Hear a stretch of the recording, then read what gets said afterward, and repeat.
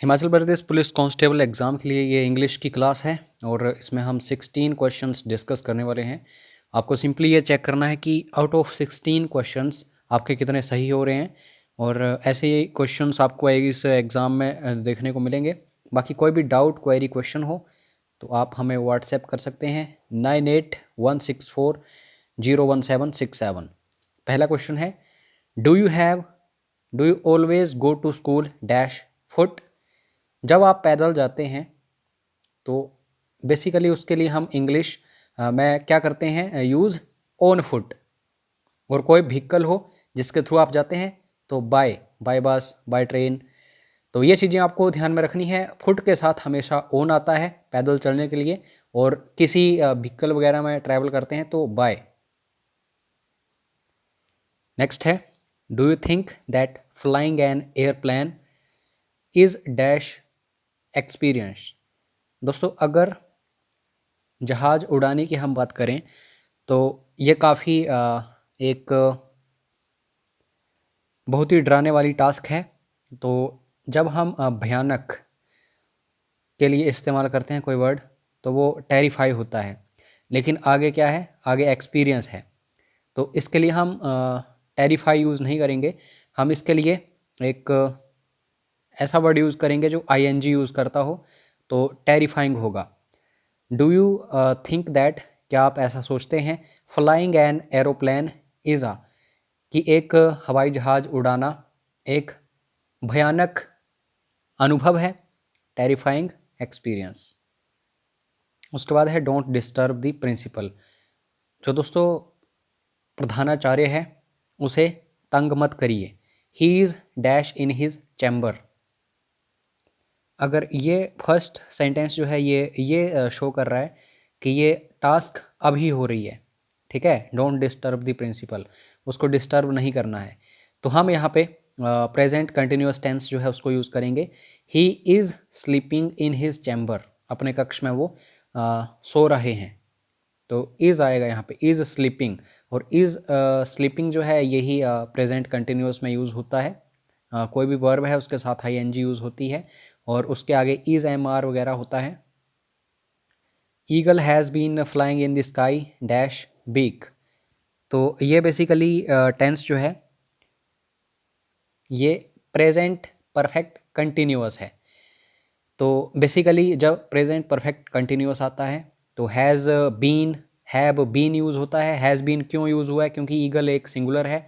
अगर यहाँ पे प्लूरल होता तो हैव बीन होता, और जो वर्ब की फर्स्ट फॉर्म है उसके साथ आईएनजी लगता है और आगे फोर आता है या फिर सिंस आता है। तो लास्ट वीक से वो उड़ रहा है, तो यहाँ पे सिंस आएगा या फोर आएगा, ये एक पर्टिकुलर पॉइंट बताया जा रहा है, लास्ट वीक। अगर बोला जाता कि 5 वीक से उड़ रहा है, 10 वीक से उड़ रहा है, तो एक ड्यूरेशन होती, तो इस केस में हम 4 यूज़ करते, लेकिन पर्टिकुलर पीरियड का क्या बताया गया है, पॉइंट बताया गया है, तो सिंस यूज़ होगा। ईगल जो है, जो चील जो है पिछले 1 हफ्ते से उड़ रही है। उसके बाद एल्डर्स, और जब हम एक जनरल सजेशन किसी को देते हैं तो शुड वहाँ पे यूज़ होता है ये मॉडल, तो शुड तो आएगा ही आएगा सभी में। और आगे एक ऐसी चीज़ हो जो यूनिवर्सल ट्रूथ हो या फिर एक एथिकल कोई टॉक हो, तो वहाँ पे बी आता है शुड के साथ, और कोई भी वर्ब जो आएगी उसके साथ हम उसको पास्ट में यूज़ करेंगे, तो should be respected. C option यहाँ पे सही होगा। बड़े जो हैं उनका आदर करना चाहिए, ये काफ़ी ईजी है। English is taught dash Kishan sir to us very easily. अंग्रेजी जो है ये पढ़ाई जाती है हमें किशन, जो श्रीमान हैं, उनके द्वारा बहुत ही आसानी से। टाउट, अगर कुछ भी कोई टीचिंग करता है, पढ़ाता है, तो taught by, teach by use होता है यहाँ पे, ये फिक्स्ड प्रेपोजिशन, तो भी ऑप्शन सही होगा। English dash all over the world, मतलब इंग्लिश जो है पूरे संसार में बोली जाती है, तो ये पैसिव वॉइस है, ठीक है।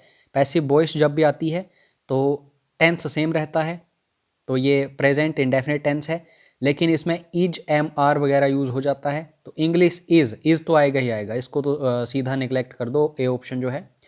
और आगे जो वर्ब आती है उसमें हम थर्ड फॉर्म यूज़ करते हैं। तो speak, spoke, spoken, English is spoken all over the world, तो यहाँ पे डी ऑप्शन सही हो जाएगा। अब ये भी इम्पोर्टेंट क्वेश्चन है, जो ईगल वाला हमने अभी भी डिस्कस किया उसी की तरह है, लेकिन यहाँ पे क्या है, गर्ल्स जो हैं प्लूरल हैं। प्लूरल हैं तो हैव हम यूज़ करेंगे, हैव बीन। और टीजिंग, टीजिंग मतलब छेड़ना, girls have been teasing boys since, या फिर 4 आएगा 20 मिनट्स, ये एक ड्यूरेशन है, तो ड्यूरेशन है मतलब 4 आएगा, तो भी ऑप्शन सही है। लड़कियां जो हैं लड़कों को 20 मिनट से छेड़ रही हैं। उसके बाद है God has been distributing wisdom among people dash many years. अब यहाँ पे ध्यान दो, गॉड हमेशा क्या होता है, सिंगुलर, कभी प्लूरल मत बोलो। हम हिंदी में तो बोलते हैं भगवान हैं, उनको रिस्पेक्ट देने के लिए हम हैं यानी कि प्लूरल बना देते हैं, लेकिन इंग्लिश में गॉड जो है सिंगुलर है। और हैज़ बीन डिस्ट्रीब्यूटिंग, इसका मतलब क्या है, ये प्रेजेंट परफेक्ट कंटिन्यूअस है। और विजडम होता है बुद्धिमता, भगवान हमें जो बुद्धिमता है काफ़ी सालों से दे रहे हैं। अमंग यहाँ पे क्यों आ रहा है, क्योंकि ये प्लूरल है, 2 से ज़्यादा अगर कोई होंगे तो उसको अमंग बोलेंगे, अदरवाइज़ हम बिटवीन यूज़ करेंगे। तो ये भी एक रूल है, आपको याद रखना है। डैश मैनी ईयर्स, 1 साल से ज़्यादा, 2 हो सकते हैं, 3 हो सकते हैं, 4 हो सकते हैं, मैनी ईयर्स, तो ये एक ड्यूरेशन ही है। तो ड्यूरेशन है तो 4 का हम यूज़ करेंगे, तो बी ऑप्शन सही है। Hanuman dash Ram too much, तो हनुमान जो है ये दोस्तों भगवान राम की क्या करते थे, इज्जत करते थे, उन्हें सम्मान देते थे। तो हनुमान और राम की जब हम बात करते हैं तो ये महाभारत या फिर रामायण आप बोलोगे तो बेटर रहेगा, क्योंकि भगवान हनुमान महाभारत में तो देखने को मिले, लेकिन भगवान राम जो है सिर्फ रामायण में देखने को मिले। तो रामायण एक पास्ट की घटना है, तो हनुमान रिस्पेक्टेड, ये second form, Ram too much, बहुत ज़्यादा। तो आपको ये पता चल गया होगा हैड क्यों नहीं आ सकता, क्योंकि ये चीज़ ऐसा नहीं है कि सिर्फ हो चुकी है अब, ठीक है, हो चुकी थी, ये पास्ट परफेक्ट टेंस है, तो हमें सिर्फ पास्ट इंडेफिनिट चाहिए, तो हम सिर्फ रिस्पेक्टेड यूज़ करेंगे, सेकंड फॉर्म ऑफ रिस्पेक्ट। बाज रिस्पेक्टेड और ये चीज़ें नहीं आएंगी, कोई पैसिव वॉइस है नहीं, ये डिड रिस्पेक्ट नहीं आएगा। उसके बाद है have dash used with plural generally, ये एक रूल भी है और इसको क्वेश्चन भी बना दिया गया है। तो हैव जो है इसका इस्तेमाल जो बहुवचन होते हैं उनके साथ सामान्यतः किया जाता है। तो हैव जो है is used with plural generally, तो इस तरह से आएगा, ए ऑप्शन सही है। Have you ever dash Taj Mahal, क्या आपने कभी ताजमहल जो है देखा है, तो ये सीन होगा, ठीक है, सी ऑप्शन सही है। इस तरह के क्वेश्चंस हम काफ़ी कर चुके हैं, तो अब आपको कोई प्रॉब्लम नहीं होनी चाहिए। ही dash an aeroplane for 10 hours, मतलब वो हवाई जहाज़ जो है उसे 10 घंटों से उड़ा रहा है, तो हैज़ बीन फ्लाइंग आएगा यहाँ पे, क्योंकि यहाँ पे प्रेजेंट परफेक्ट कंटिन्यूअस टेंस है ये 1 वर्ड सब्सटीट्यूशन है। The person who conducts sale at which goods are sold to the persons making the highest bid or offer is called. Suppose करो ये मेरा घर है, मैंने डिसाइड कर दिया कि मैं इसको बेचूंगा, तो मैं एक ऐसा व्यक्ति बुलाऊंगा जो अनाउंस करेगा कि हाँ भाई ये घर हम बेच रहे हैं, और यहाँ पे काफ़ी सारे लोग बैठे होंगे जो इस घर को परचेज़ करने के लिए आए होंगे। ये बंदा जो है ये अनाउंस करेगा कि अब स्टार्ट करो बोली लगाना, तो एक बंदा बोलेगा 10 लाख, दूसरा बंदा बोलेगा 15 लाख, तीसरा बंदा बोलेगा इतना लाख, मतलब 35 लाख बोल दिया। तो ये बंदा बोलेगा कि 35 लाख 1, 35 लाख 2, 35 लाख 3, फिर ओबियसली ये जीत जाएगा, सबसे ज़्यादा बिड इसने बोली है, बोली लगाई है, तो फिर ये बंदा बोलेगा कि इस घर को खरीदा गया है इस व्यक्ति के द्वारा। तो इस व्यक्ति को, ये जो यहाँ पे व्यक्ति है जो बोलता है, इसको दोस्तों ऑक्शनियर बोलते हैं, दी ऑप्शन सही है। If dash I would not lose temper, यहाँ पे कल्पना की जा रही है, और कभी भी कल्पना की जाए तो वर का यूज़ वहाँ पे होता है, इफ़ आई वर यू, अगर मैं तुम्हारी जगह होता, I would not lose temper, तो अपना मैं जो मेरा पेशेंस कह लो या फिर जो मेरा स्वभाव है मैं उसे नहीं खोता, तो ये बोला जा रहा है। तो आई वर यू, यहाँ पे बिशिंग के लिए आई वर का इस्तेमाल होता है जहाँ कल्पना की जाती है।